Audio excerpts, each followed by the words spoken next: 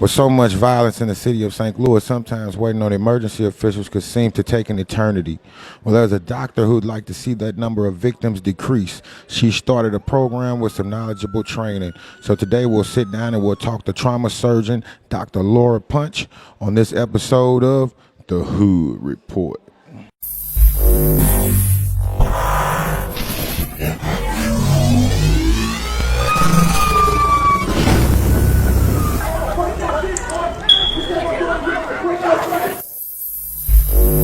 Okay, we're standing here with Dr. Laura Punch, trauma surgeon at Barnes-Jewish Hospital here in St. Louis. I'm familiar with you, Dr. Punch, but for our audience, could you give them a little background on you? Yeah, I was born in D.C. I grew up in Ohio. I did all my school in Connecticut, and I learned how to be a surgeon in Baltimore, a city very similar to St. Louis. I was there for 11 years, and I've been here in St. Louis for about 4 years now. I am a trauma surgeon and a general surgeon and an ICU doctor. I basically take care of sick people. And I also have a real passion to work to reduce the impact of violence in people's lives. All righty. So 2016 was a real hectic year for us, but 2017 we broke a 22-year record for homicides. Having known that you probably worked on most of those victims, how did that impact you and the team around you?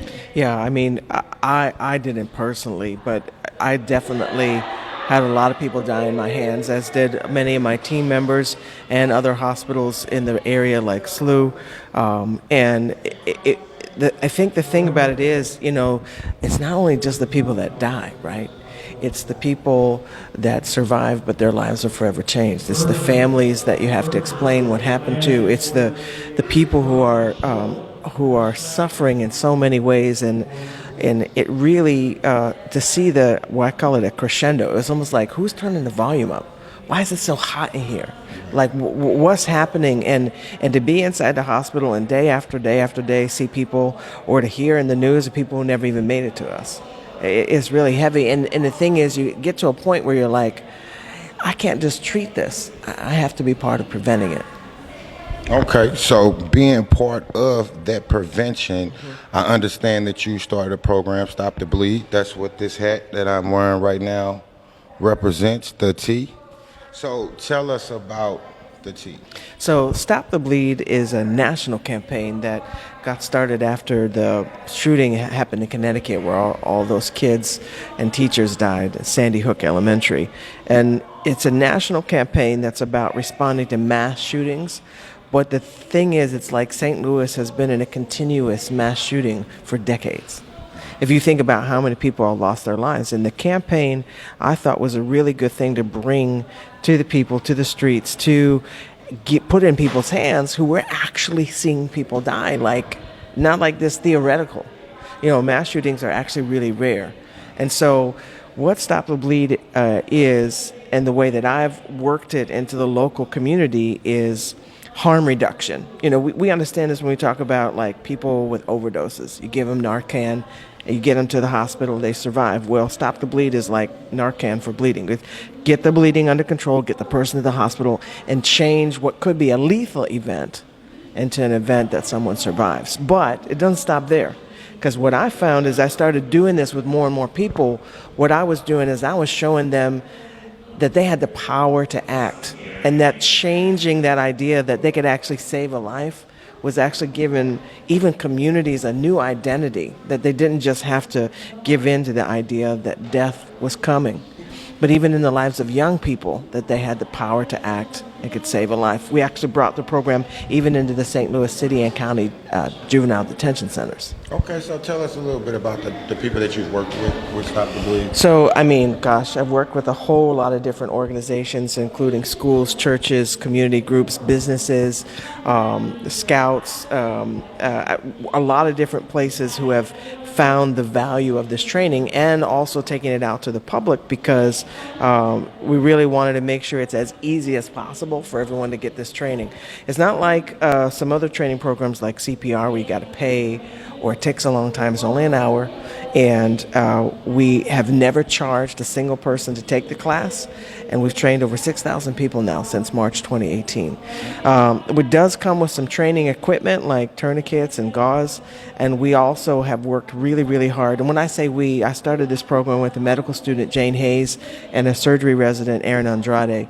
And the three of us work together with a larger group of volunteers. All of this work has been volunteer. But we try to get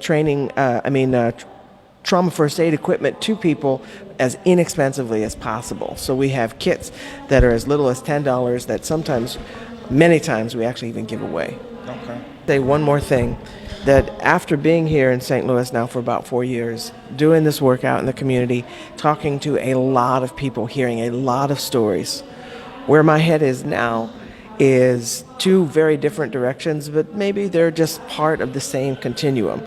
In the one direction is now I'm working on a program to help people know how to recover from trauma in the long term. Not just the first 5 minutes, which is what Stop the Bleed is, but what to do for the next 5 weeks, the next 5 months, the next 5 years. So that program is called How to Heal, and I'm really excited to roll that out to more people.